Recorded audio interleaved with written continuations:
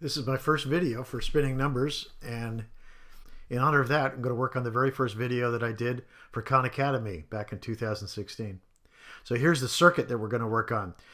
This is a circuit we received from a student, and she was studying for a physics test and wanted to know how to solve this. In the previous video, I pointed out this is a trick question, and that's the reason it's a trick question. Here's the trick. We did this in the other video. I can connect a wire between here and here, because I know that these two nodes are at the same potential with respect to this node over here. And that simplified the circuit and allowed us to solve it pretty fast. But suppose you don't see this trick. Let's now go and solve this with a conventional circuit analysis method. And to remind us, what we're looking for is this current here. We want to find current I in this wire. So we're going to solve this with the node voltage method.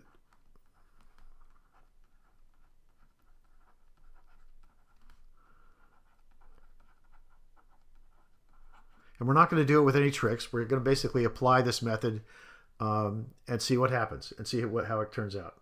So let me list out the steps of the node voltage method. First is assign ground.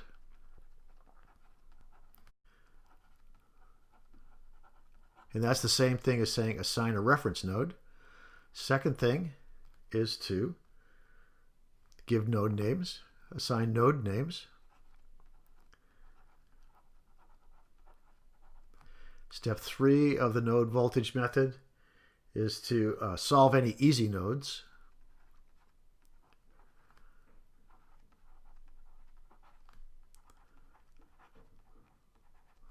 Step 4, I'll tell you what an easy one is in a minute. Step 4 is to write Kirchhoff's voltage law for the nodes, KVL, Kirchhoff's voltage law at the nodes. And step 5 is solve. So step 4 is going to produce some equations for us. Step 5, we solve those equations. Step 5 solves us for voltages. Step 6, we solve for the currents.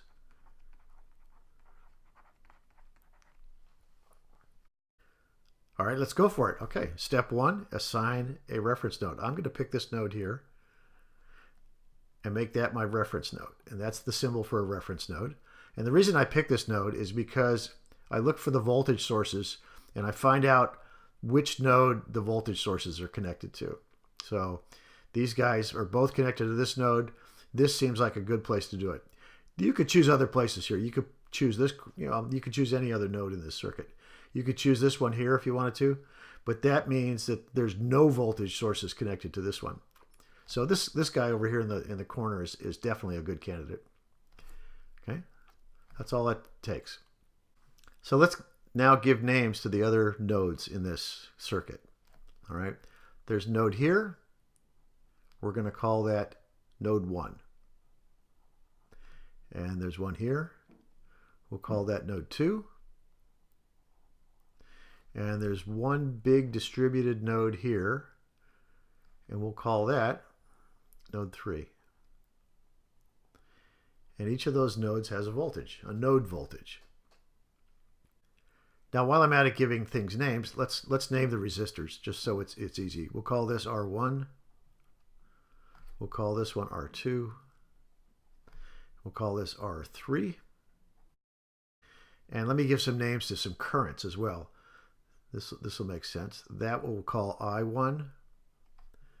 That we'll put an arrow there. We'll call that I2. And for I down here, let's call this I3. So I pointed these arrows. I just was consistent with the way I pointed these arrows. I pointed them all to the right. It doesn't matter at this point. It's not critical that you point the arrows in what you think might be the right direction that would give you a positive sign on the current. That doesn't matter at this point. You just want to get names and directions on these. And the arithmetic will take care of the signs of the currents and give us the right answer in the end. Okay, so now we've done the node names.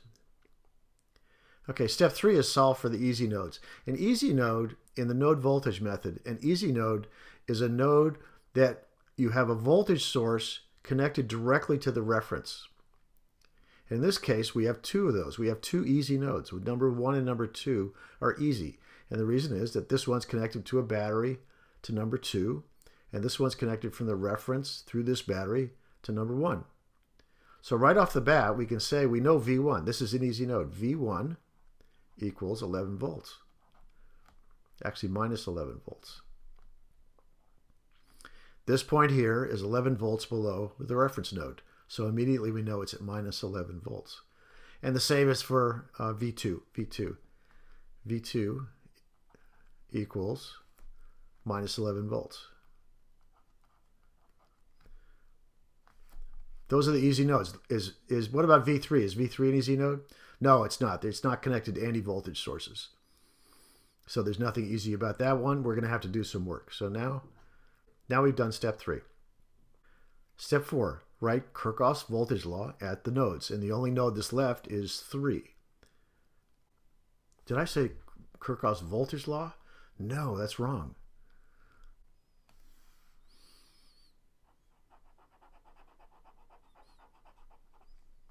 Let me fix this. This is bad. Kirchhoff's current law, KCL. We write KCL at the nodes when we're doing the node voltage method. A little confusing. That's okay. Whew. Okay. Step 4, write Kirchhoff's current law at the nodes. And the only node we have left is node 3. So let's write KCL at this node here. And that says, KCL says the sum of the currents flowing into this node is equal to 0.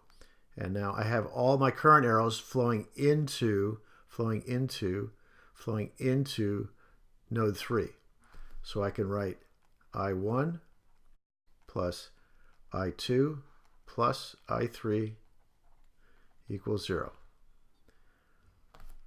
That's the KCL at that node. Okay, now we have our KCL equation set up, and we're going to stop the video here, and we'll take up what we do with this in the next video.